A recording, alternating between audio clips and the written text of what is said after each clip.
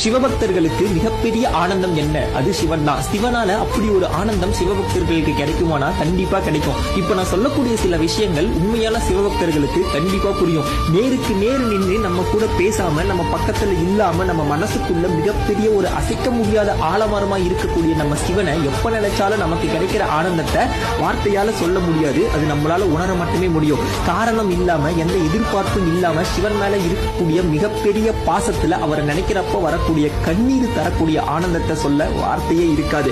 அணுவுக்குள்ள அணுவா இருக்கக்கூடிய நம்ம சிவன் நமக்குள்ள ஒவ்வொரு நொடியும் இருந்துகிட்டு அவரை உணர வச்சுக்கிட்டே இருக்காரு. அவரை உணரப்ப இருக்கக்கூடிய சந்தோஷத்தை விட சிவபக்தர்களுக்கு மிகப்பெரிய ஒரு சந்தோஷம் என்னவா இருக்க முடியும்? 33 கோடி தேவர்களுக்கு மட்டும் இல்லாம கோடான கோடான சிவபக்தர்களுக்கும் இந்த பிரபஞ்சம் முழுவதும் நிறைஞ்சிருக்க நம்ம சிவனை நினைச்சா எப்பயும் ஆனந்தம் ஆனந்தம் ஆனந்தம் தான். மகாதேவா, உன்னோட அதிசயத்தையும் கருணையும் எங்களால புரிஞ்சுக்க முடியல. ஐயனே, ஈசனே.